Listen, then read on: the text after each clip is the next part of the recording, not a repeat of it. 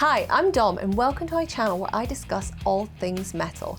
Today, I'm going to be talking about my experience of seeing Ghost live at the Hydro in Glasgow. So let's just dive right in. It was amazing, the end. No, but seriously, it was everything I hoped it would be. I got Hydro Club upgrade, which meant I could access the venue early, and you know what? That extra cash was well worth it. While I was waiting at the door with only about 5 other people, I met a like-minded group of Ghost fans who, if you're watching, girls, I love you. I really do. You made my night. So why do I love them? Well, that's a story time. So unfortunately for me, I hurt my knee earlier in the day that day and I could only limp. Like, the pain was real. I was walking like Billy the Zombie from Hocus Pocus. In my limping, crippled ways, the ladies I met were so sweet. They not only gave me a Nurofen, they also grabbed me a spot at the barrier, front and center, right in front of Papa. I was so close that I was pretty much upskirting him the whole night. Unintentionally, of course. And as much as being at that barrier though is great fun, it also meant that I was in front of the mic directly, so all of my pictures and video are slightly marred, and I apologize for that to you in advance. I failed you on that front. But it also meant that I didn't get much action in terms of seeing the Nameless Ghouls, who, if I'm being honest, are my favorite part of the show. When these ghouls assemble during year 0, well, I can't say what I'm thinking because I might get banned from YouTube.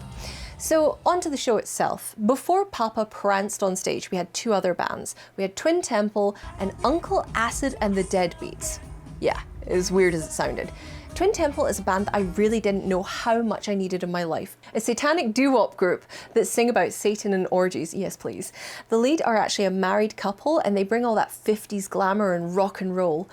And they come across as like televangelists. There's a lot of "Hail Satan" and "Praise his name." And honestly, I could have had so much more of them. Now, with a weird name like Uncle Acid and the Deadbeats, my hopes were really high, yet confused for this band. However, I have to say they weren't doing it for me. It's not that they were bad, but basically their sound was turned up way too high. The balance was completely off. It was too loud. So the people at the front were in so much pain, they were actually begging the security for some ear protectors. And because of the pain, I think everyone was kind of wanting the set just to speed up and be over so that we could actually get to Ghost and save our hearing. I mean, it must be hard to be the band that stands between the audience and Ghost. I mean, no matter how good you are. It's a really, really difficult position to be in, so I'm sorry, guys. So I feel that I can't do justice to Uncle Acid and the Deadbeats because I don't feel I saw them at their best due to the sound being completely wonky. So let's just get on to Ghost. I cannot describe the moment before that white curtain drops and the band dived headfirst into Kaiserion. The atmosphere was absolutely electric within the Hydro, and I'm pretty sure that I popped my jaw muscles squealing with delight. Seeing the 3 ghouls come striding out up to the front of the stage made all the trouble and expense and hassle of getting there well worth it. It was the perfect show. Papa was on fiery form, delivering his dark siren song to we the devoted children of Ghost. You could tell people had been waiting for the show. They were hungry for it. There was no song where the audience lulled.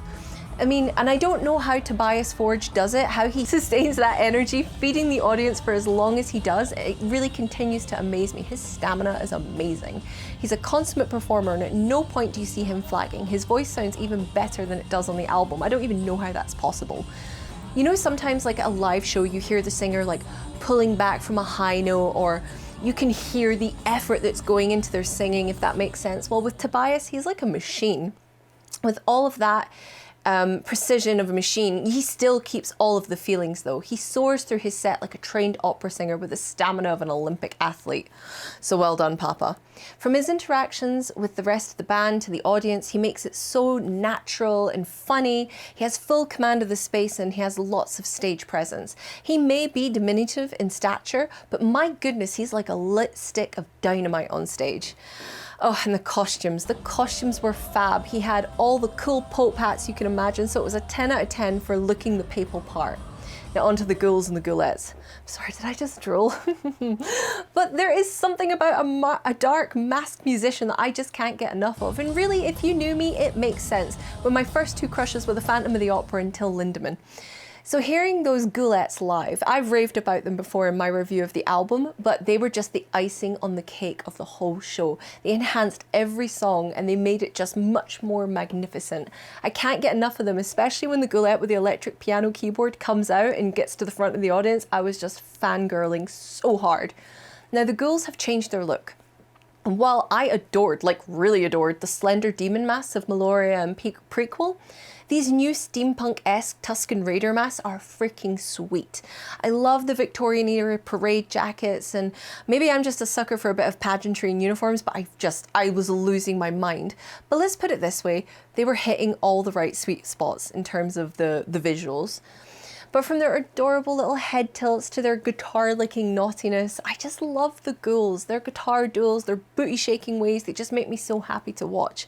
Honestly, I'm listening to Papa, but watching the interactions of the performers on stage. The Ghouls are absolute show stealers, and whether they're shaking a tambourine seductively or stomping aggressively as they shred their guitars, all of it just creates this visual masterpiece. With or without Papa, I could watch and listen to the Ghouls run through that set with no vocals and still be thoroughly entertained. Year Zero in particular, I keep rewatching the footage that I shot because it makes me smile every time. They are so wonderfully synced up to the lights and the pyrotechnics. It just makes my heart skip a beat. And you know what, if I had to pick a favourite Ghoul, and we're talking arm forced behind my back and twisted, it would have to be Dewdrop, also known as Stompy Ghoul and formerly known as Fire Ghoul. I feel like I should change the title of this review to Dom lists off all the ways she fangirls over ghouls rather than an actual review of the show. So let's get on to Papa Nihil, who we cannot forget him. He's awesome. He gets wheeled out in his glass coffin and resurrects to play the saxophone on stage at the end section of Miasma before passing away again. I mean, if your rock show doesn't have a dead pope playing a sax in it, I just don't want to know. I swear, they're just a piece of comedy genius. It's such a big show all put together. I mean, it's so theatrical, it's silly, it's fun, but it's metal. And you know, I hear the real metal fans moan about Ghost and say that they're all about their looks and their music doesn't match up, blah, blah, blah, yakety, yakety, yakety. But that's just what I love about Ghost. They're having fun on stage and it's so infectious. Their songs are full of imagery and lessons from history. They found that sweet spot between seriousness and just frivolity. So all those like hardcore metal fans who think they're better than other fans just need to take a chill pill and enjoy the moment. So let's pop onto the playlist, because I realise this is getting long. It was a really good mix of the old and the new. We got 21 songs, so I'm not going to be able to go into all of them. Top songs for me include Spillways, Kaiserion, Mariana Cross, Hunter's Moon, Mummy Dust, Kiss the Goat, Dance Macabre, Square Hammer, and Call Me Little Sunshine. Sorry, there's a lot of favourites. And I was so heartbroken not to hear Darkness at the Heart of My Lover 20s. Those are two songs I was absolutely dying to hear.